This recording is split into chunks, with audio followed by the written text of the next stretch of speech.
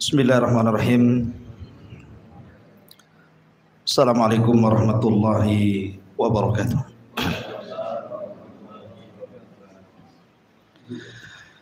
Bismillah wassalatu wassalamu ala Rasulillah wa ala alihi wa sahbihi wa mawalah wa la hawla wa la quwata illa billahi wa ba'du. Kita lanjutkan kajian tafsir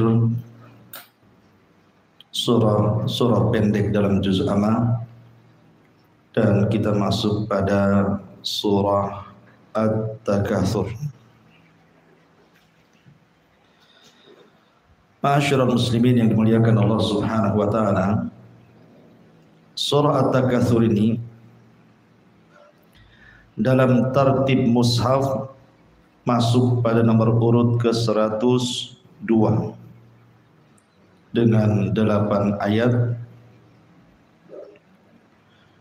dan memiliki 28 kalimat serta 122 huruf. Adapun apakah dia makkiyah ataupun madaniyah, terjadi silang pendapat di antara ulama. Ada yang mengatakan dia makkiyah, ditinjau dari asbab nuzul, dan juga ada yang mengatakan madaniyah juga karena ditinjau dari asbab nuzul yang lain.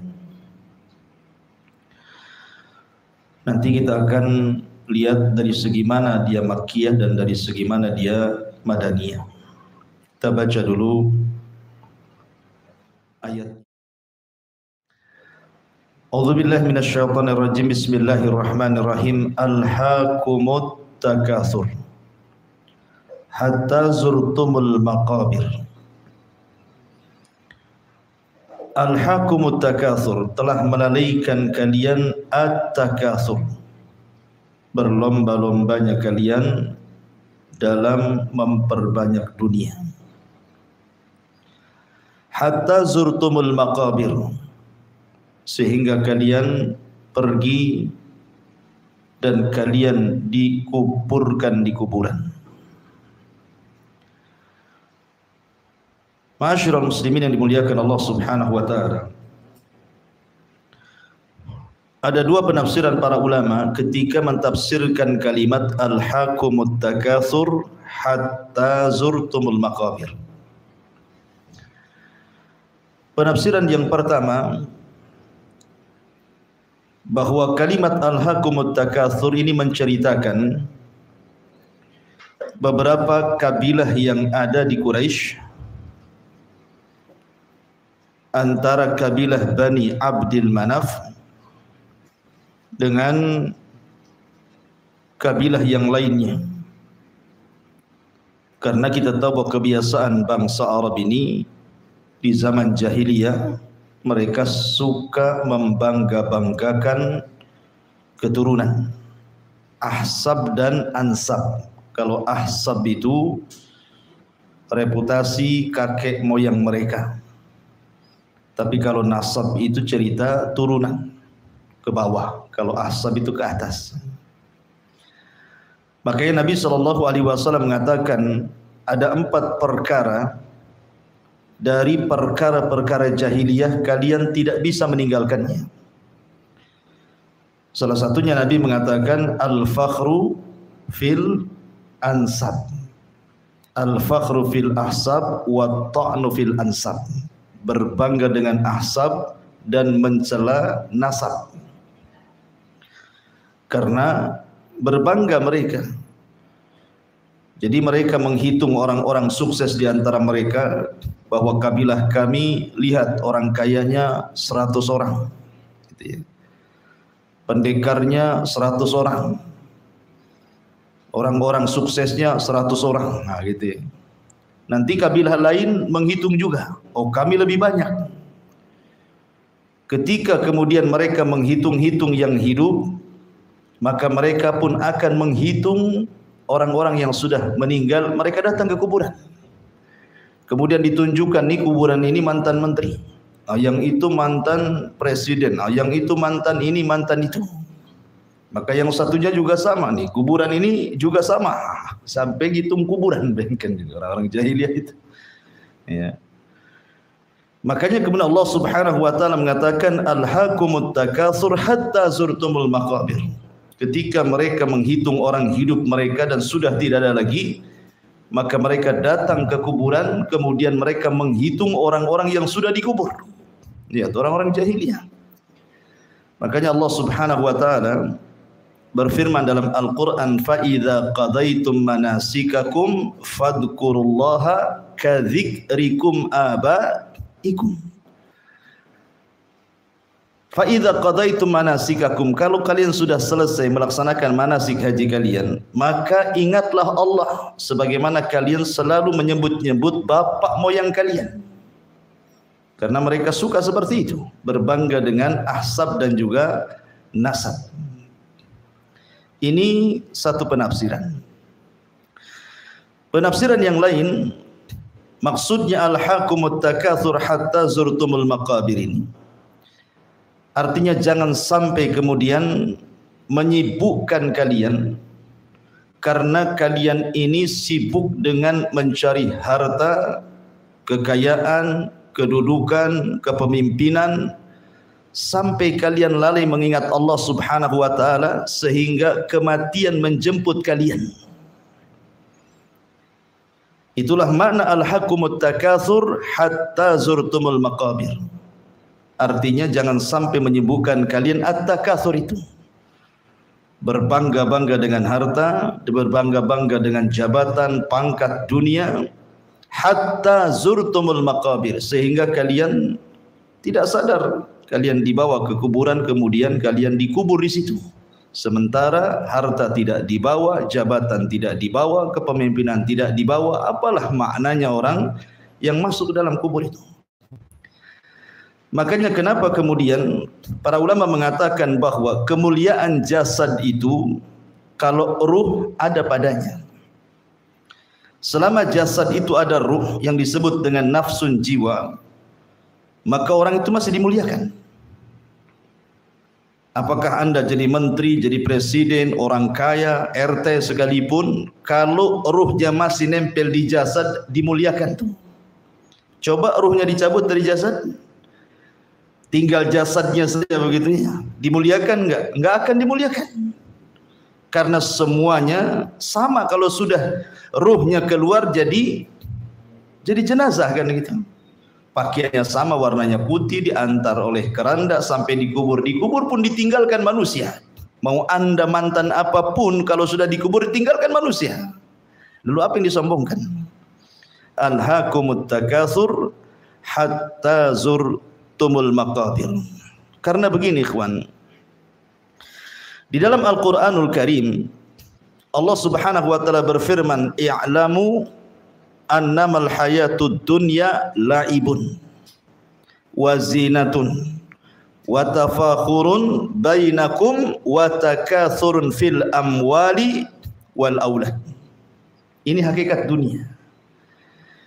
Nabi SAW mengatakan hakikat dunia itu, i'lamu, ketahuilah, innamal hayatud dunya, kehidupan dunia itu satu, la'ibun, hanya permainan. Yang kedua, zinatun, hanya bangga-banggaan saja, perhiasan saja. Kemudian tafakhur bainakum, saling berbangga dan sombong di antara satu dengan yang lainnya. Kemudian yang keempat, takatsurun fil amwal, hanya memperbanyak harta saja. Kemudian yang terakhir, wal audah, memperbanyak anak kemudian bangga dengan anak. Ini 5 perkara hakikat dunia. Makanya kemudian di ujung ayat Allah mengatakan, wa mal hayatud dunya illa mata'ul ghurur. Kehidupan dunia ini hanya perhiasan yang menipu hakikatnya. Maka di sini Allah mengatakan alhaakumut takatsur, jangan menyibukkan kalian dari zikir kepada Allah karena kalian sibuk mengejar dunia dan meninggalkan akhirat. Makanya kenapa ketika Nabi SAW bicara tentang orang yang mereka meninggalkan salat, apa kata Rasul? Ulaika ma'al, mereka bersama orang-orang yang disebutkan dalam hadis Nabi. Pertama, ma'a Fir'aun, akan dikumpulkan bersama Fir'aun. kemudian Wahaman dikumpulkan dengan Haman, kemudian yang ketiga dikumpulkan dengan Qarun, dan yang keempat dikumpulkan dengan Ubay ibn Khalaf. Rasul menyebutkan 4 orang. Orang yang tidak pernah atau meninggalkan salat, maka mereka dikumpulkan dengan 4 orang ini. Pertama Fir'aun, yang kedua Haman, yang ketiga Qarun, dan yang keempat Ubay bin Khalaf. Kenapa? Karena orang lalai dari salat itu biasanya, pertama Fir'aun maksudnya kekuasaan. Ketika orang sibuk mengejar kekuasaan, berpolitik, maka dia akan disibukkan dengan itu dan tidak akan memikirkan salat. Yang kedua Haman. Haman itu perdana menteri. Perdana menterinya Fir'aun, Haman itu. Maka sibuk melayani penguasa dengan cara menjilat penguasa, ke sana kemari mempromosikan gitu ya, supaya diangkat lagi. Kalau bisa 10 periode. Ya. Sibuk sana sini, akhirnya lupa salat. Kemudian Allah contohkan dengan Qarun, karena Qarun itu sibuk dengan harta. Orang kalau sibuk dengan harta, jama'a malahu wa addada yahsabu anna malahu akhlada, maka lupa dengan salat. Kemudian dicontohkan dengan Ubay bin Khalaf, karena Ubay bin Khalaf ini seorang peniaga. Orang yang sibuk dengan berdagang, mencari harta dengan berdagang, maka akan melalaikan dari salat. Makanya Allah katakan di sini, alhaakumut takatsur hatta zurtumul maqabir. Jangan menyibukkan kalian dari berlomba-lombanya kalian mencari harta, mengejar dunia, mengejar kekuasaan, nanti juga kalian akan masuk ke kuburan. Itu maksudnya. Ya. Ma'asyiral muslimin yang dimuliakan Allah Subhanahu wa taala. Nabi sallallahu alaihi wasallam ketika menjelaskan tentang hakikat harta, maka Nabi SAW mengatakan, maluka ma akalta fa afnaita wa ma labista fa ablaita wa ma tasaddaqta fa abqaita. Hartamu, kata Rasul, yang kau makan pasti habis, yang kau pakai pasti usang, tetapi yang kau belanjakan itulah sesungguhnya hartamu yang sesungguhnya. Makanya Rasul mengatakan, idza mata ibnu Adam in qata amaluhu illa min salasin, salah satunya sadaqatun jariyah. Sedekah yang mengalir itulah harta yang akan dibawa mati. Selebihnya harta itu hakikatnya at-tajmi wa tafriq. Apa tajmi wa tafriq itu? Tajmi itu hanya mengumpul-ngumpulkan saja, habis itu ditinggalkan. Itulah hakikat harta. Karena orang itu semakin tua, ketika dia dari muda memang sudah jadi pembisnis sukses, semakin tua bukan beristirahat. Coba lihat para pengusaha itu kan, makin tua itu bukan beristirahat, artinya bukan mencukupkan dengan yang ada, yang dia cari semasa di dunia, tapi justru makin tua makin sibuk dia, makin buat cabang sana, cabang sini, cabang sana, cabang sini. Sebagaimana dengan bertambahnya uban, bertambahnya pula kesibukan dunia. Itulah orang tua. Artinya harta ini tidak akan mengenyangkan, bahkan tidak akan memuaskan sama sekali. Kalau seandainya dia bercita-cita punya 1 lembah emas, sudah punya itu pasti pengen lagi lembah emas kedua, lembah emas ketiga, dan begitu seterusnya. Makanya kemudian ulama mengatakan hakikat harta itu tajmi, dikumpulkan sampai rumahnya banyak, kendaraannya banyak, asetnya di mana-mana. Tidak terasa kemudian kena stroke atau kecelakaan di jalan, tiba-tiba mati. Lalu apa yang ditinggalkan coba? Dari pagi sampai sore dia bekerja, dari muda sampai tua dia bekerja, sudah banyak hartanya mati. Itulah makanya hakikat harta itu dikumpulkan kemudian ditinggalkan menjadi rebutan ahli warisnya. Makanya Allah mengingatkan dengan kalimat alhaakumut takatsur hatta zurtumul maqabir. Ada seorang penyair mengatakan, ara ahlal qusuri idza umitu banau fawqal maqabiri bis-suhuri abau illa mubahatan wa fakhran alal fuqara'i hatta fil kuburi. Aku melihat mereka orang-orang kaya itu apabila mereka mati, maka mereka akan membangun di atas kuburan mereka layaknya istana. Mereka enggan kecuali hanya sekedar membangga-banggakan dirinya terhadap orang-orang fakir, sampai pun ketika mereka masuk ke dalam kuburan. Artinya bahwa sekaya apapun orang itu pasti mati. Fir'aun di mana sekarang? Di kuburan. Namrud di mana? Di kuburan. Kaum Ad yang kuat-kuat itu sekarang di kuburan. Kaum Samud, kaum Nuh, semua di kuburan. Dan ketika Nabi SAW mengistilahkan hatta zurtumul maqabir, ketika kita ke kuburan, apa bahasanya? Ziarah kubur kan? Ziarah kubur. Kalimat ziarah itu bukan menetap, namanya ziarah. Antum datang ke rumah saya, ana ziarah ke rumah Abu Humairah. Apakah kemudian ketika antum masuk rumah saya, antum tidak mau pergi sampai mati di situ? Enggak kan? Paling sebentar saja ziarah itu. Namanya ziarah kan mampir, ngobrol, terus pulang. Artinya bahwa kuburan itu juga tempat ziarah. Karena ada alam lain selain kuburan. Namanya akhirat nanti, padang mahsyar, ada surga dan neraka. Di kuburan pun mampir. Bukan selamanya orang di kuburan itu.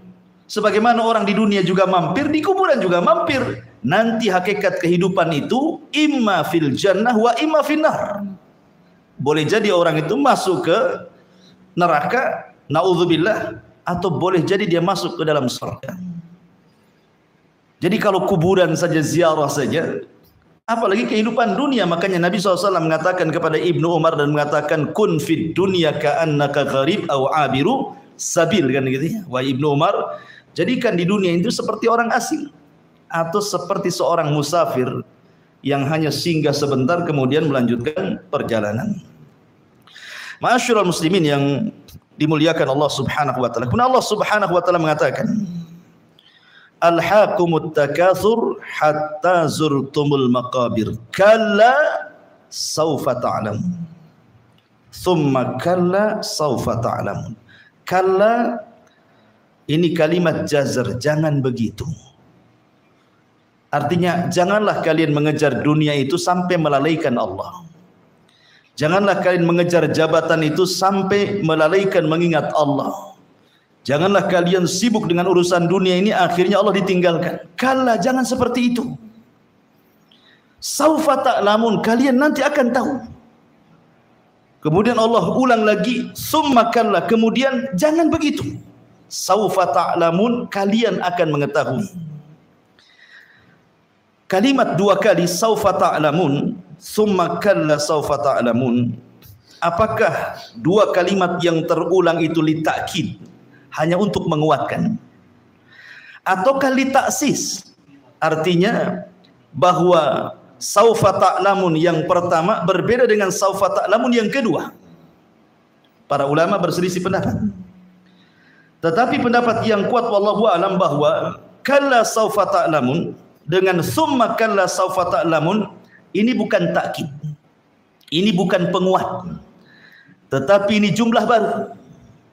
Karena bagaimanapun dalam bahasa Arab at-ta'sis muqaddam ala ta'kid, kata ulama. Kalau ada dua kalimat yang terulang, maka jumlah baru itu lebih diutamakan dibandingkan penguat. Satu. Yang kedua, ada kalimat summa, kemudian. Kalimat kemudian ini menunjukkan ada waktu, ada jeda di situ. Berarti saufa ta'lamun pertama berbeda dengan saufa ta'lamun kedua. Kemudian yang ketiga, karena ada perkataan Ali bin Abi Thalib radhiyallahu an ketika memberikan catatan kepada kalla saufa ta'lamun, artinya kalla, sekali-kali jangan seperti itu. Saufa ta'lamun, kalian akan mengetahui kapan? Inda sakaratil maut, ketika anda mengalami sakaratul maut. Karena orang yang sedang sakaratul maut, dia melihat apa yang kita tidak bisa melihat. Orang yang sedang sakaratul maut itu melihat apa yang kita tidak bisa lihat. Karena dia melihat malakul maut, melihat catatan amalnya. Fakashafna anhu ghita'ak, dan Allah singkapkan penutup kegaiban. Artinya ketika kita masih hidup kita tidak bisa melihat. Tapi orang yang sedang sakaratul maut, dia melihat malakul maut dan melihat catatannya walaupun sesaat. Ini makna yang pertama. Kemudian summa kalla saufa ta'lamun, kata Ali bin Abi Thalib, maksudnya saufa ta'lamun kedua ini. Dan jangan seperti itu, karena engkau akan mengetahui kelak kalau sudah masuk di dalam kubur. Jadi saufa ta'lamun yang kedua ketika sakaratul maut, dan kalla saufa ta'lamun yang kedua ketika orang sudah masuk ke dalam kubur. Begini gambarannya, ikhwan. Ketika orang sedang sakaratul maut, maka Allah Subhanahu wa taala mengutus, ada yang mengatakan 4 malaikat. Satu malakul maut, memang tugasnya hanya mencabut nyawa saja. Namanya disebut malakul maut. Kemudian yang 3 itu disebut rusulul maut. Makanya Allah berfirman dalam Al-Quran, tawaffathum rusuluna. Tawaffathum rusuluna menggunakan jama'. Maka mereka diwafatkan oleh rusuluna, utusan-utusan kami. Lah tugas 3 malaikat ini, pertama mengambil kain kafan dari sorga, yang kedua membawa hanut minyak wangi dari sorga, dan yang ketiga menghabar gembirakan kalau dia ruhnya orang beriman. Sebagaimana firman Allah Azza wa Jal, innal ladzina qalu rabbuna Allah tsumma istaqamu tatanazzalu alaihimul malaikatu alla takhafu wa la tahzanu wa abshiru bil jannati allati kuntum tu'adun. Orang-orang yang mengatakan Rabb kami Allah kemudian istiqamah dengan kata-kata itu, maka malaikat akan turun dan membisikkan di telinganya, jangan takut, jangan sedih karena sorga sudah menantimu. Jadi ada malaikat yang membisikkan kabar gembira, dan ada malaikat yang menyiapkan kain kafan dari sorga, dan ada malaikat yang membawa hanut minyak wangi dari sorga. Jadi ketika malakul maut mencabut roh itu, kemudian diletakkan di kain kafan, kemudian dibungkus, dan tugas malaikat maut sampai di sini. Kemudian rusulul maut baru yang mengangkat ke langit. Kemudian dibukakan langit pertama, kedua sampai ketujuh. Kemudian Allah Subhanahu wa taala firmankan, letakkan kembali ruhnya ke dalam jasadnya, tapi catatan yang mengikuti di bawahnya, angkat sampai ke tempat yang disebut dengan Illiyin, tempat yang paling tinggi di sorga. Lah ulama mengatakan, ketika memberikan catatan hatta idza balagatit taraq wa qila man ra, apabila ruh itu sudah sampai di sini, ruh itu kan keluar dari mulut. Sebagaimana Allah meniupkan ruh lewat mulut, maka dikeluarkan dari mulut. Dan Rasul mengatakan, idza qubidatir ruh tabi'ahul basar. Kalau ruh dicabut dari mulutnya, maka pandangan mengikutinya. Maka setiap orang mati itu pasti melotot. Maka disunahkan ditutup supaya jangan nakuti orang. Ya. Lah di situ ketika Allah mengatakan hatta idza balagatit taraq, ketika ruh sampai di tenggorokan, wakila man rah, siapa yang bisa meruqyah dia? Maksudnya mengembalikan, mengobati dia, mengembalikan ruhnya, enggak ada yang bisa. Lah ketika itu Allah mengatakan fakashafna anhul ghita'a, Allah singkap alam kegaiban bagi dia. Dia bisa melihat malakul maut. Kita tidak bisa melihat malakul maut, tapi orang yang sedang sakarat dia tahu malakul maut, nampak bagi dia. Dan juga catatan amalnya, ya. Kalau catatan amalnya selama di dunia itu baik, ya kan, maka di situ terkadang ditampakkan husnul khotimah, terkadang dia meninggalnya senyum, terkadang berkeringat di dahinya, terkadang membaca Al-Quran, terkadang membaca la ilaha illallah, ditampakkan di situ. Ya. Tetapi kalau ini ruhnya bukan orang yang beriman, ruhnya orang kafir, tentu tugas malaikat-malaikat lain akan berbeda, karena kain kafan diambil dari neraka dengan bau busuk yang luar biasa, yang membisikkan pun membentak-bentak dan mengatakan, ya ayyatuhan nafsul khabithah, wahai jiwa yang buruk, ukhruji ila sakhatin mir rabbik, keluar karena Allah sudah menanti dengan kemurkaannya. Kan takut ruh ini mau keluar, maka ruh dipaksa keluar, sampai Rasul mengatakan seperti safud. Safud itu macam cerulit gitu ya, macam senjata bengkok, kemudian dimasukkan ke dalam kambing wol yang belum dicukur itu kan gimbal-gimbal itu rambutnya, dimasukkan ke dalam bulu kambing wol, kemudian disiram kambing itu, maka akan nempel bulu-bulunya. Kemudian dipaksa pisau itu sehingga merontokkan bulu-bulunya. Begitulah Allah gambarkan lewat lisan Rasul bagaimana kematian orang kafir. Lah saat itulah maka orang itu akan menyesal. Di situ akan terjadi penyesalan saat sakaratul maut. Makanya Allah mengatakan kalla saufa ta'lamun, sekali-kali jangan begitu. Saufa ta'lamun, engkau akan mengetahui, hari itu pasti datang sakarat maut itu. Karena orang kalau sudah teralihkan dengan dunia, dia akan merasa bahwa hidupnya dikekalkan. Makanya Allah mengatakan jama'a mala wa adada yahsabu anna malahu akhlada, kan gitu ya. Orang kalau sudah mengumpulkan harta, dia akan lupa kalau dia akan mati biasanya. Akan lupa kalau dia akan mati. Apalagi cenderung kemudian dia dengan hartanya bermaksiat kepada Allah, makin lupa kehidupan akhirat itu. Makanya jangan, Allah mengingatkan di sini, jangan seperti itu, jangan dilalaikan kalian. Jangan seperti itu. Ataupun di sini Allah mengatakan summa kalla saufa ta'lamun. Ini taksis kalimat kedua, berbeda dengan kalimat yang pertama, kata Ali bin Abi Thalib. Kemudian jangan seperti itu. Kelak kalian akan mengetahui ketika kalian masuk di dalam kuburan. Karena orang yang dikubur itu mengatakan kepada Allah Subhanahu wa taala, laula akhartani ila ajalin qarib la asaddaqa wa akum minas salihin. Ya Rabb, kalaulah engkau hidupkan aku kembali ke dunia, aku akan sedekahkan semua aku dan aku akan bergabung dengan orang-orang saleh. Tapi Allah katakan apa? Kalla innaha kalimatun huwa qailuha. Itu omong kosong kamu saja, kata Allah. Enggak mungkin orang mati dihidupkan. Ya. Dari sini menunjukkan bahwa kelak kau akan mengetahui kalau sudah masuk kuburan, baru nyesal kalian. Lah dulu kekayaan kamu yang mungkin bisa dinafkahkan, diinfakkan, disedekahkan, dizakatkan, kenapa kamu tidak lakukan? Ketika sudah mati di kuburan dia mengatakan laula akhartani ila ajalin qarib la asaddaqa wa akum minas salihin. Kenapa baru teringat bahwa ingin sedekah gitu ya?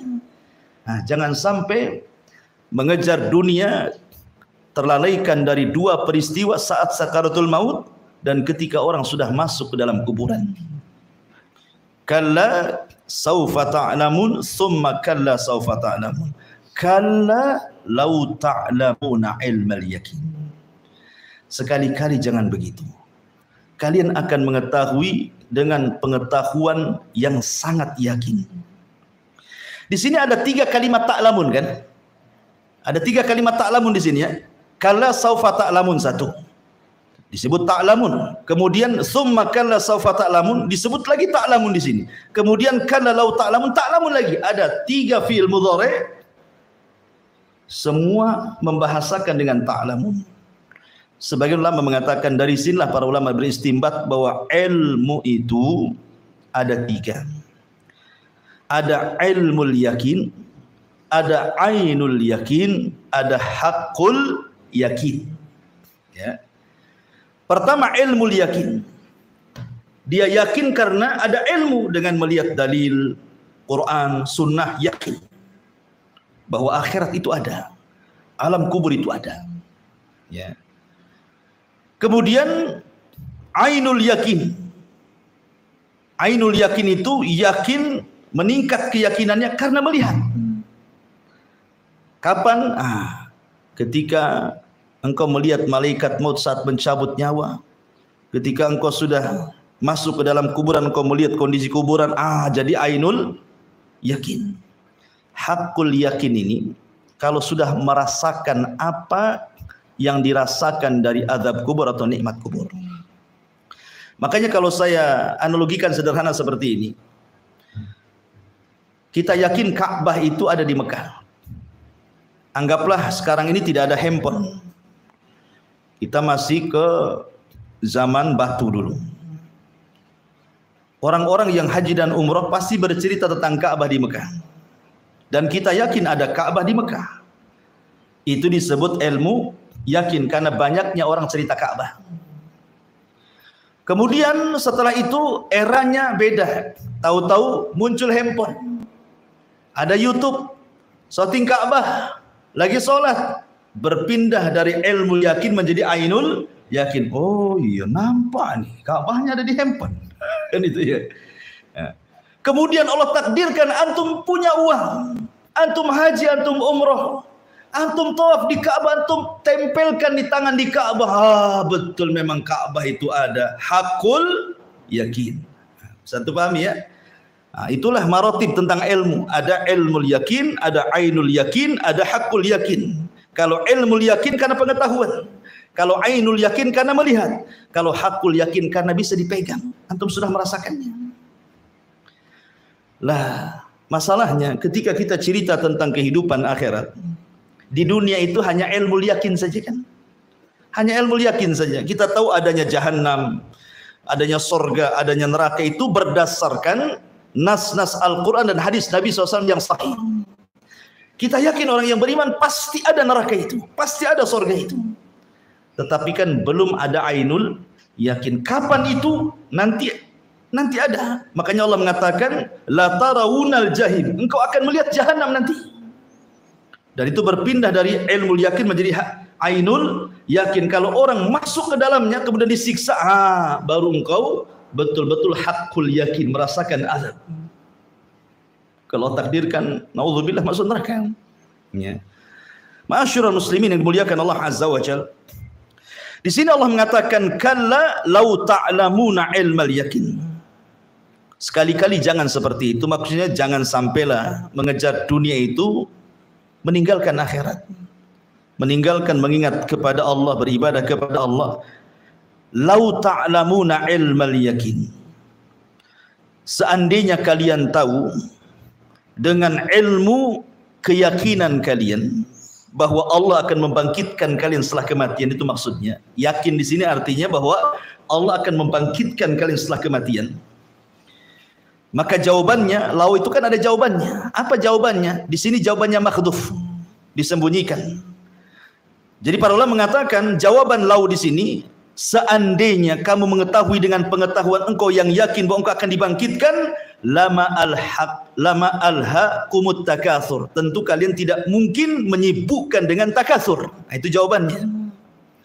Karena nanti la tarawunal jahim ini bukan sambungan daripada kalla law ta'lamuna ilmal yakin. Itu kalimat baru tuh. Makanya salah kalau orang membaca ketika jadi imam, dia harus berhenti di sini. Jangan disambung. Karena ada orang membaca itu seperti ini, kalla law ta'lamuna ilmal yaqini la tarawunal jahim. Ini salah baca. Karena ini kalimat baru di sini.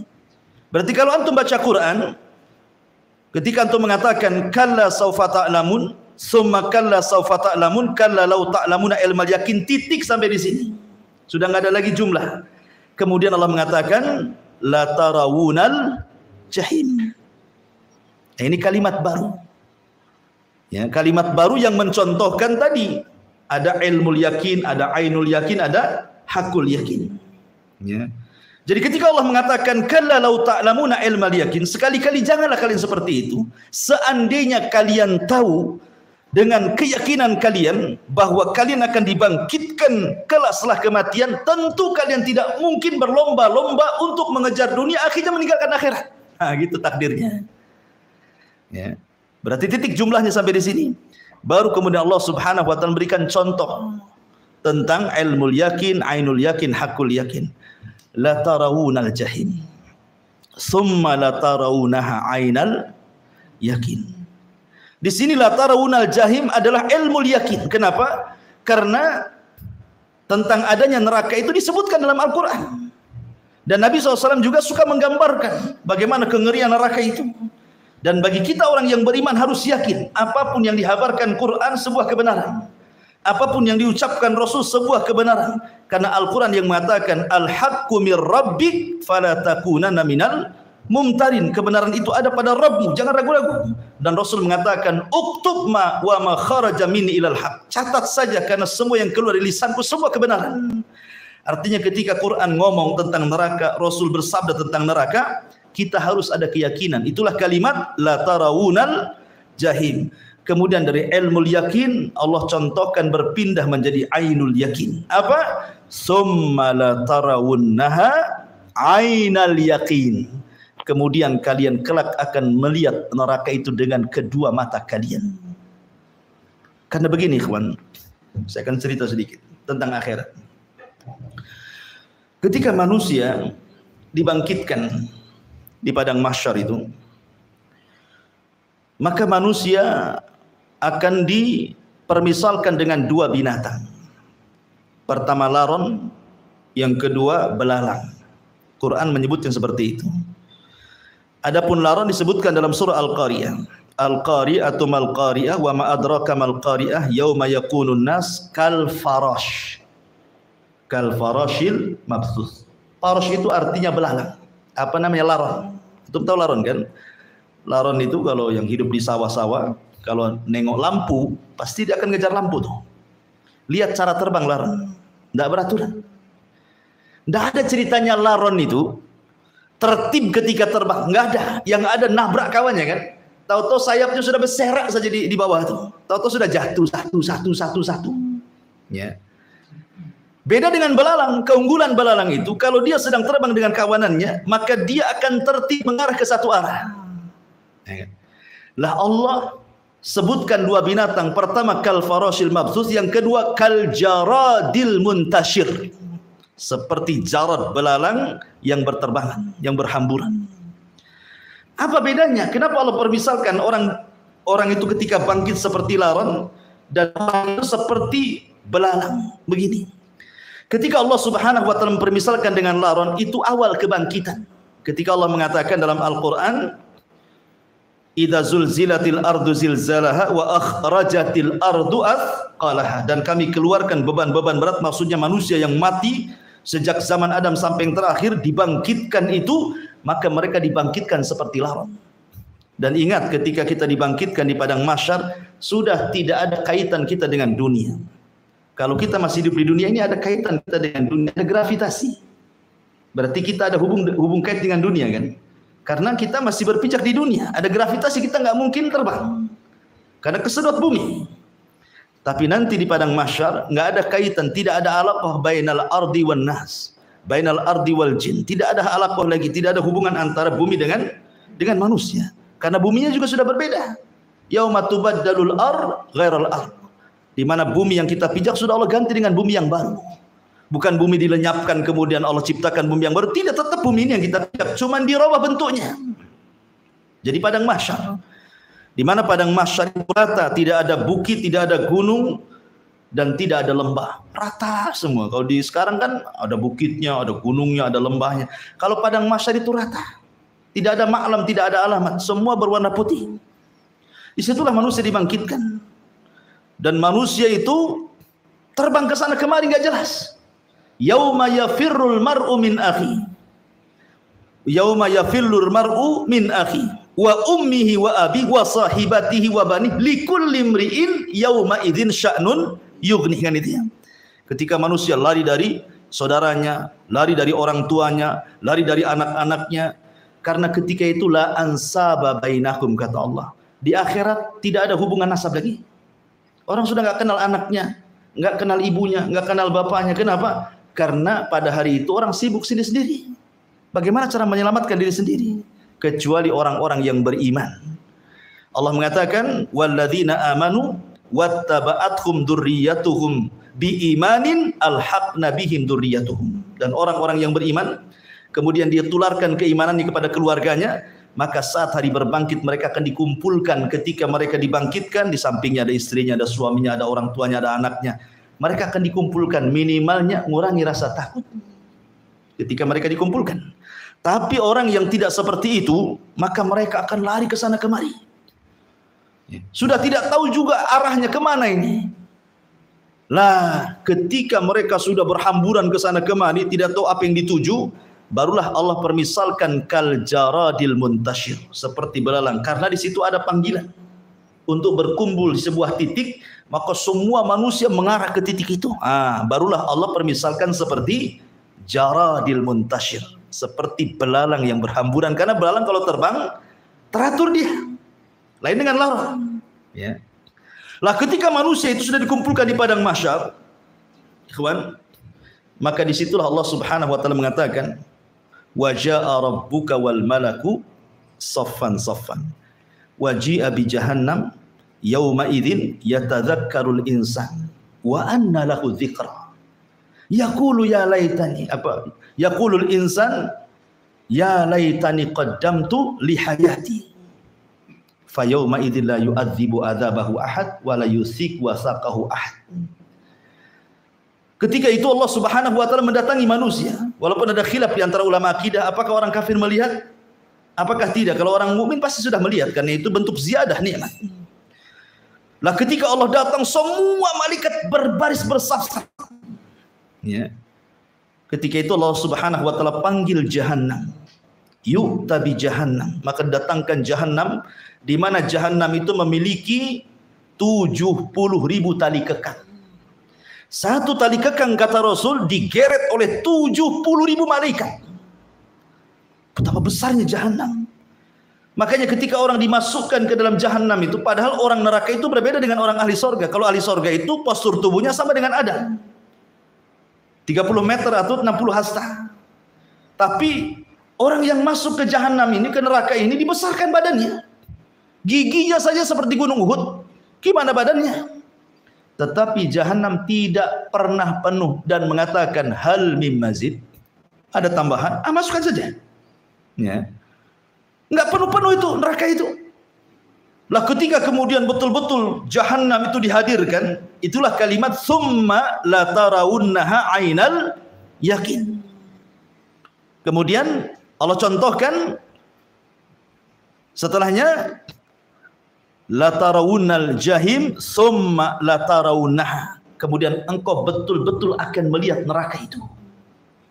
Waji'a bi Jahannam, Allah datangkan neraka Jahannam, semua orang menyaksikan. Ketika itulah manusia terbagi menjadi 3. Quran menyebutnya pertama as-sabiqun ulaikal muqarrabun. Mereka adalah orang-orang muqarrab, orang-orang yang selalu dekat dengan Allah Subhanahu wa taala. Maka mereka akan diangkat sehingga Jahannam di bawahnya sampai di bawah arsy. Kemudian yang kelompok yang kedua disebut ashabul yamin. Wa ashabul yamin. Siapa ashabul yamin? Mereka orang-orang yang kebaikannya lebih banyak dibandingkan keburukannya. Allah angkat juga Jahannam ada di bawahnya. Maka yang tersisa adalah orang-orang yang zalimu li nafsi. Mereka tetap di bawah, dikelilingi oleh Jahannam. Lah mereka inilah yang menunggu syafaat dari Nabi SAW, syafaat dari amal salehnya. Karena mereka dikelilingi dengan Jahannam. Ya. Dan mereka menyaksikan Jahannam itu sehingga Allah mengatakan la tarawunal jahim summa la tarawunnaha ainal yakin. Betul-betul kau akan melihat neraka itu. Makanya sahabat Nabi SAW Handalah Ghasilul Malaikah pernah mengatakan di hadapan Abu Bakar, ya Abu Bakrin, kalau saya duduk bersama Nabi, Rasul cerita tentang neraka itu seolah-olah neraka berada di pelupuk mataku, seolah-olah nampak. Makanya seorang yang beriman, kata para ulama, ketika dia yakin berdasarkan Quran dan Sunnah bahwa Jahannam itu atau neraka-neraka yang lain itu memang hak adanya, maka seolah-olah dia bisa melihatnya.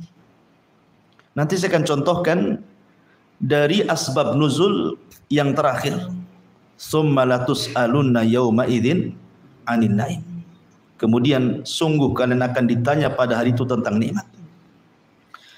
Kalimat summa latus'alunna yauma idzin 'anil naim. Ada seorang penyair mengatakan, walau ana idza mitna turikna lakana al-mautu rahata kull hayyin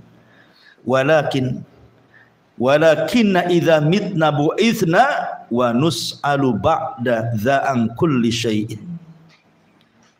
Kata penyair mengatakan, ada yang mengatakan ini perkataan Ali bin Thalib, kalaulah kita dimatikan oleh Allah, diwafatkan oleh Allah, habis itu Allah tinggalkan, enggak dihisab, enggak diazab. Tentu kematian sebuah istirahat bagi setiap orang yang hidup.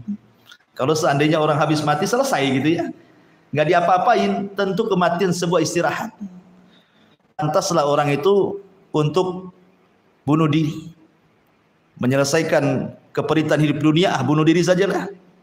Tetapi walakinna idza mitna bu'isna, masalahnya apabila kita mati kemudian kita dibangkitkan, wa nus'alu ba'da dza'an kulli syai'in, kemudian ditanya segala sesuatu yang kita lakukan di dunia. Ini masalah. Ya. Semua akan ditanya masalahnya. Summa latus'aluna yauma idzin 'anil naim. Kisah ini ada asbab nuzulnya. Kalau asbab nuzul al-hakumut takatsur, ini cerita orang Mekah. Berarti dari segi ini disebut Makkiyah. Tapi kalau dari segi summa latus'aluna yauma idzin 'anil naim, ini asbab nuzulnya Madani. Jadi ada sebuah riwayat yang sahih. Ketika Madinah suatu ketika dilanda musim pacaklik hebat. Sampai orang sudah kelaparan. Makanan tinggal sedikit. Maka tiba-tiba Abu Bakar dan Umar radhiyallahu anhuma keluar fi waqti zahir, di waktu ketika panas terik. Orang Arab itu jarang keluar di waktu itu karena panas ekstrim di sana itu. Ketika mereka keluar, tiba-tiba berjumpa dengan Nabi sallallahu alaihi wasallam. Rasul heran sehingga Rasul bertanya, "Wa ma akhrajakuma?" Apa yang menyebabkan kalian keluar berdua? Maka keduanya mengatakan, "Ju' ya Rasul," lapar wahai Rasul. Kemudian keduanya bertanya, "Wa ma akhrajaka ya Rasul?" Lalu apa yang mengeluarkan engkau dari rumah wahai Rasul? Rasul pun mengatakan, "Ju' ya Abu Bakrin." Aku juga lapar. Subhanallah. Orang terbaik semua ini. Dan ini menunjukkan apa? Keutamaan Abu Bakar dan Umar. Abu Bakar dan Umar itu selalu bersama Nabi SAW, tidak terpisahkan. Makanya keduanya adalah dua menteri Nabi SAW, wazira Rasulullah SAW. Maka Nabi SAW kemudian mengajak keduanya untuk pergi ke perbatasan Madinah. Di sana ada seorang sahabat Ansar yang dermawan namanya Malik ibn Tihama al-Ansari, atau dikenal dengan Abu Khaisam kunyahnya. Ketika Nabi SAW sampai di rumah Abu Khaisam ini, ketika itu Abu Khaisam sedang pergi, tapi ada isi di rumahnya, istrinya. Kemudian Nabi mengetuk pintu, "Assalamualaikum." Tidak dijawab. Kemudian Rasul mengucapkan lagi, "Assalamualaikum." Tidak dijawab. Kemudian yang ketiga, "Assalamualaikum." Tidak dijawab. Ingat bahwa Rasul mengajarkan kalau antum bertamu, mengucapkan salam 3 kali, langsung pulang. Jangan ngintip. Ini "Assalamualaikum" 3 kali, nggak dijawab, ke belakang. Nggak digedor di depan, digedor belakang. Nanti belakang ini nggak dijawab lagi, tengok di gorden. Nggak boleh. Itu kalau seandainya antum ditusuk matanya, nggak ada kafarah tuh. Nggak ada kisah. Ya. Jadi kalau tuan rumah marah gitu ya, karena antum sudah salam 3 kali dijawab, masih ngintip-ngintip, kemudian dia bawa pisau pas antum di jendela ditusuk matanya gitu ya, kenalah mata antum, nggak ada kisos. Ya. Karena Nabi SAW menyuruh kalau sudah salam 3 kali nggak dijawab, pulang. Nggak boleh dipaksa. Ya.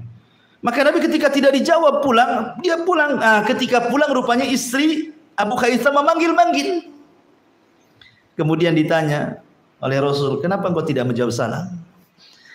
Kata istrinya Abu Khaisam ini, "Sengaja Rasul, aku tidak menjawab salam karena saya ingin lebih diperbanyak doa bagiku. Apalagi engkau yang berdoa, karena salam itu kan doa. Assalamualaikum warahmatullahi wabarakatuh, doa selamat, doa rahmat, doa berkah. Makanya saya sengaja nggak jawab. Kalau kamu 3 kali salam berarti 3 kali doa." Sahabat dulu ingat. Biarkan kamu terus. 3 kali doa, saya cuma menjawab Waalaikumsalam sekali saja. Ya. Kemudian Rasul bertanya, "Mana suamimu?" Maka dia mengatakan, "Suamiku lagi mengambil air tawar." Karena air tawar itu susah di zaman itu. Maka Rasul kemudian menunggu sampai datang Abu Khaisam. Ketika Abu Khaisam Malik ibn Tiham al-Ansari ini melihat Nabi SAW, Abu Bakar dan Umar, tentu tidak ada tamu yang lebih istimewa dibandingkan tiga-tiganya. Senang dia. Langsung kemudian dia pun memanjat pohon kurma, mengambil rutab, kurma yang basah itu, ya kan? Dan menyuguhkan Nabi SAW rutab dan air putih. Maksudnya langsung dijamu dulu sambil mengambil pisau untuk menyembelih kambing. Ketika dia hendak menyembelih kambing, yang ketika itu kambing ini mengeluarkan susu, punya anak yang paling besar, dia kan lagi punya anak, lagi nyusui, otomatis disitulah orang itu bisa minum susu. Ketika mau disembelih yang itu, kata Rasul, "Iya kawal halib." Jangan kau sembelih yang itu, katanya. Kemudian Rasul mengisyaratkan yang ini saja, maksudnya jada. Jada itu kambing kacang yang umur usianya setahun, itu yang kecil gitu ya. Kasus yang ini saja. Kenapa? Karena memang waktu kelaparan, janganlah kasihan. Susunya kan bisa diminum. Orang lagi musim lapar. Yang ini, maksud Abu Khaisam itu Malik ibn Tiham kan ingin memuliakan Nabi. Pasti dia akan memberikan terbaik untuk tamu, kan begitu. Tapi Nabi SAW mengajarkan bagaimana ada bertamu. Ya, ada bertamu, Rasul jangan tidak mau menyusahkan tuan rumah, maksudnya. Jangan yang ini saja. Beda dengan antum. Ya. Keluarkanlah semuanya. Gitu ya. Nggak bersyukur, dikasih kopi minta teh susu. Jadi Nabi ingin meringankan, makanya kemudian Nabi menyuruh yang ini, akhirnya disembelih jadah itu. kemudian dikuliti dan direbus. Kemudian dihidangkan. Rasul sudah minum, sudah makan tamar, dihidangkanlah itu daging rebusan itu. Ketika kemudian sedang makan, posisi makan, namanya daging rebus itu kan keluar asap tuh. Tiba-tiba Nabi SAW menangis. Menangis. Ya. Sehingga kemudian Abu Bakar Siddiq radhiyallahu yang lagi makan nih, berhenti dia. Ikut menangis. Tanpa bertanya, kenapa Anda menangis Rasulullah? Itulah ciri khas Abu Bakar. Apapun yang dilakukan Nabi langsung dilakukan dia, tanpa bertanya apa alasannya. Beda pula dengan Umar. Umar mengatakan lagi makan nih, melihat keduanya menangis kan hilang seleranya. Dia mengatakan, ya Rasulullah, harusnya lagi seperti ini senanglah, di depan kita nikmat Allah. Ini nikmat semuanya, ada daging, ada tamar, ada minum. Harusnya senyum, bukan menangis kan gitu kan. Maka kemudian Umar bertanya, apa sebab menangisnya Rasul? Kata Nabi SAW, ya Umar, sesungguhnya ini yang kita makan ini, daging, tamar, air, la tus'alunna yawma idzin anin na'im. Akan ditanya, turunlah surah Takatsur. Dari segi ini berarti Madani, ya, karena kejadian kan di Madinah. Ya. Coba bayangkan kalau seandainya hanya daging kambing, kemudian juga tamar, kemudian air putih akan ditanya di hadapan Allah. Anda bisa bayangkan orang yang emasnya gram-graman itu, ya kan? Orang yang uangnya miliar-miliar itu, orang yang asetnya di mana-mana itu, yang tanahnya hektar-hektar di mana-mana itu. Cemana itu pertanyaannya? Daging saja ditanya. Makanya Allah Subhanahu wa taala berfirman, "Falyanzuril insan ila ta'ami." Hendaklah manusia itu melihat makanan yang dimakannya. Kenapa kita disuruh melihat makanan yang dimakannya? Karena ada dua faedah. Pertama, kalau kita melihat makanan yang kita akan makan akan menimbulkan rasa takut. Kenapa? Ini akan ditanya ini. Halal atau haram?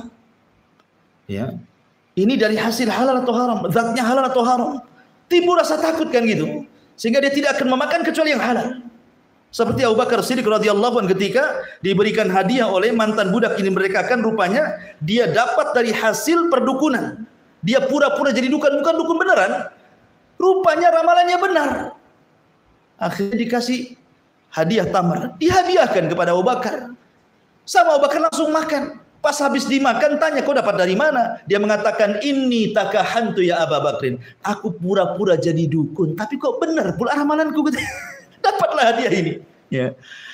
Abu Bakar langsung dimasukkan nih telunjuknya ke dalam mulutnya sampai dimuntahkan. Orang-orang mengatakan, ya Abu Bakrin, kau akan mati. Kata Abu Bakar, demi Allah, kalau bukan hanya sekedar makanan yang kumuntahkan sampai nyawaku ikut muntah sekalian, itu lebih baik dibandingkan Abu Bakar masukkan makan yang haram ke perutku. Luar biasa Abu Bakar. Jadi, masyarakat muslimin yang dimuliakan. Jadi kalau kita melihat makanan timbul rasa takut.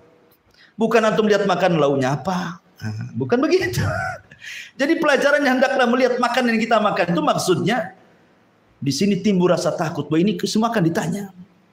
Kemudian yang kedua, timbul roja, harapan. Kalau kita mensyukuri nikmat yang kita makan, la in syakartum la azidannakum. Kalau kalian syukur, Allah tambah nanti makanannya. Ya. Jadi ada dua di situ, ada khauf war roja di situ. Nah, itu yang harus ditanamkan ketika orang lihat makanan. Lah ketika Nabi SAW nangis, kenapa Rasul nangis? Apa alasan Nabi nangis coba di situ? Pertama, boleh jadi karena Nabi SAW ingat bahwa semua nikmat akan ditanya. Maka Nabi SAW menangis. Nabi loh ya, takut kepada Allah Azza wa Jal bahwa makanan yang dimakan akan ditanya, summa latus aluna yauma idzin anin naim. Itu Nabi yang dijamin masuk surga. Yang kedua, ketika melihat asap mengepul dari daging yang rebusan itu, boleh jadi Nabi SAW teringat dengan neraka. Afara'aitumun naral lati turun a'antum ansha'tum syajarataha am nahnu munsyi'un nahnu ja'alnaha tadhkiratan, kata Allah. Apa kata Allah? Afara'aitumun naral lati turun. Tidakkah kau lihat api yang kau nyalakan itu? Kita sering melihat ada kebakaran rumah, kebakaran hutan. Apalagi dengan ada medsos ini setiap hari kita lihat kebakaran. Tidakkah kau lihat api yang kau lihat itu? Pertanyaannya, siapa yang menyalakan api itu? Aku atau kalian? Sesungguhnya aku jadikan api itu tadhkirah. Ketika kita melihat api di dunia, seolah-olah kita diingatkan api di akhirat, itu maksudnya. Ya. Ma'asyiral muslimin yang dimuliakan Allah Azza wa Jalla, maka Nabi SAW mengajarkan hal yang luar biasa, bahwa kita harus takut bahwa nikmat akan ditanya. Yang kedua, kita diingatkan dengan akhirat. Maka surah At-Takatsur ini, ikhwatu fiddin muliakan Allah Azza wa Jalla, adalah peringatan besar bagi kita.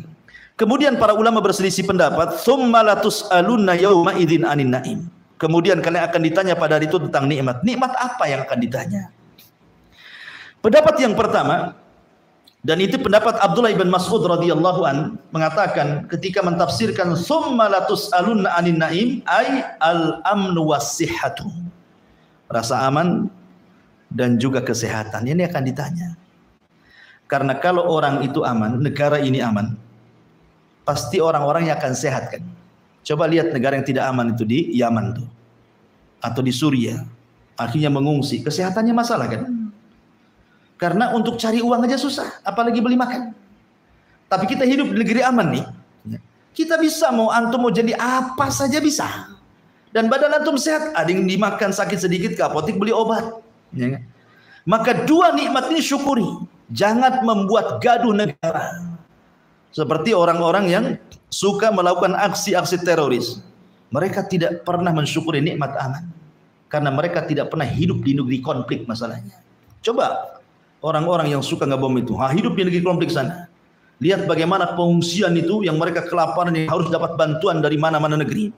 Baru paham nikmat aman itu sebuah nikmat yang sangat besar. Wa amanakum min khauf. Kemudian nikmat sehat. Makanya Rasul mengatakan ada dua nikmat yang dilupakan manusia, as-sihhatu wal farah. Nikmat sehat dan luang waktu. Ada orang sehat tapi waktu tak ada. Tidak bisa dia datang ke pengajian. Ada waktu tapi orangnya stroke, tidak mungkin juga diangkat ke pengajian. Tetapi ada dua-duanya tuh, sehat ada, luang waktu ada, tidak mau juga datang ke pengajian. Oke lah, jangan pengajian nih karena sunnah saja. Datanglah sholat wajib, tidak juga. Ya. Maka ini akan ditanya di hadapan Allah Subhanahu wa taala, dua nikmat ini, al-amn was-sihah. Ini pendapat pertama.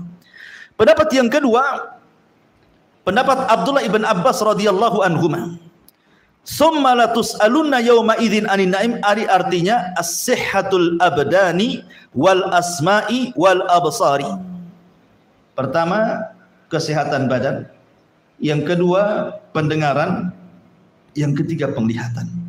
Semua akan ditanya.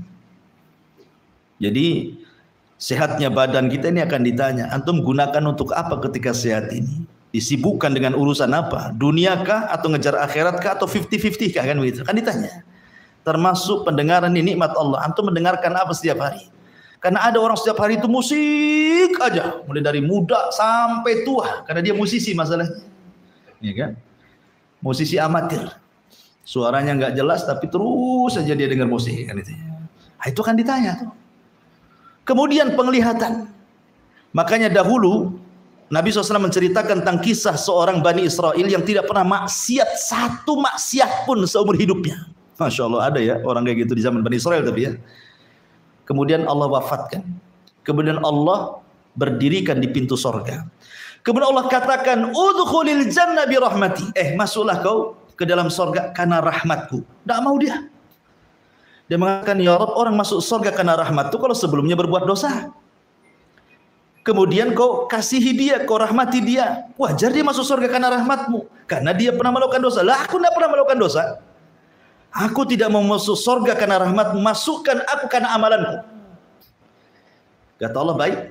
Kalau gitu hitung pahala. Nah, hitung pahalamu berapa? Dihitung pahalanya. Rupanya sekian banyak pahala tidak bisa menandingi nikmat penglihatan. Karena dia takut tidak masuk surga. Akhirnya mengatakan, ya sudah ya Rabb, masukkan aja aku dengan rahmatmu. Ya, karena orang masuk surga karena rahmat Allah, orang masuk neraka karena keadilan Allah. Sebab kalau orang masuk surga karena keadilan Allah, tidak ada orang masuk surga satu orang pun. Karena adil itu kalau antum beramal soleh satu, diganjar satu. Sementara antum usia berapa? Paling tinggi 70 tahun meninggal. Sementara kekalnya di sorga dengan berbagai macam kenikmatan tidak imbang dengan kehidupan kita di dunia. Kalau orang masuk surga karena keadilan, nggak ada satupun orang masuk surga. Makanya orang masuk surga itu karena rahmat kasih sayang Allah. Karena Allah itu lebih penyayang dibandingkan makhluknya. Makanya Hasan Al-Basri kalau tidak salah, ketika ditanya, ya Hasan, kalau seandainya di akhirat kau dihisab, satu Allah yang menghisab kamu, dua ibumu yang menghisab kamu, kau pilih yang mana? Hasan Al-Basri mengatakan, tentu aku lebih dipilih dihisab Allah dibandingkan ibuku. Kenapa? Karena kasih sayang Allah jauh berlipat-lipat dibandingkan kasih sayang ibuku kepada. Padahal tidak mungkin seorang ibu tega sama anaknya kan? Tapi kasih sayang Allah jauh dibandingkan kasih sayang siapapun dari makhluknya. Ini yang kedua. Yang ketiga, dari Sabit Al-Bunani dari Nabi SAW, bahwa di antara yang al-mas'ulu anhu yaumal qiyamah, yang akan ditanya pada hari kiamat adalah kekuatan badan. Ya, balik kesehatan lah tadi. Kemudian juga air yang antum minum tuh, sehingga antum ketika haus minum merasa hilang dahaga. Ataupun pakaian yang antum menutupi aurat, itu semua akan ditanya. Ya, pakaian akan ditanya, minuman akan ditanya, kesehatan badan akan ditanya. Ini juga termasuk tafsir daripada summa latus'alunna yauma idzin 'anin na'im. Kemudian juga ada yang mengatakan bahwa yang akan ditanya juga, tadi saya sudah sebutkan as-sihhatu wal faragh berdasarkan hadis Imam Bukhari. Dan ingat ada satu hadis Nabi SAW mengatakan, man asbaha minkum aminan fi sirbihi mu'afan fi jasadihi indahu qutu yaumihi faka'annama hizat lahu dunya. Apa kata Rasul? Kalau antum di pagi hari, antum aman, tidak ada yang meneror antum, nggak ada debt collector masuk ke rumah, nggak ada orang pinjam online nelpon karena antum tidak pernah pinjam. Aman pokoknya, senang, nggak ada beban. Walaupun hidup di rumah kontrakan, apalagi rumah sendiri. Kemudian mu'afan fi jasadihi, dan Allah berikan kesehatan. Antum tidak ada kolesterol, nggak ada asam urat, nggak ada stroke, nggak ada apa, sehat. Ya, antum bisa ke sana kemari. Ya. Indahu qutu yaumihi, dan antum ada yang dimakan hari itu. Walaupun hanya 2 kali makan atau 3 kali makan, apa kata Rasul? Faka'annama hizat lahud dunya. Itu seolah-olah dunia ada di genggaman antum. Karena tiga-tiganya menyulitkan orang. Kalau orang diteror dalam kehidupan, betapa banyak orang bunuh diri gara-gara diteror kan? Saya kemarin lihat YouTube itu ada gara-gara pinjaman online 10 juta lebih saja. Karena diteror bunuh diri dia. 10 juta bisa bunuh diri. Ya. Kemudian yang kedua, sakit badannya susah. Sampai stres orang sakit itu. Ada orang stres terbaring itu sampai bertahun-tahun. Sampai dia kasihan dengan menjaganya, akhirnya lebih mati daripada hidup. Ya kan?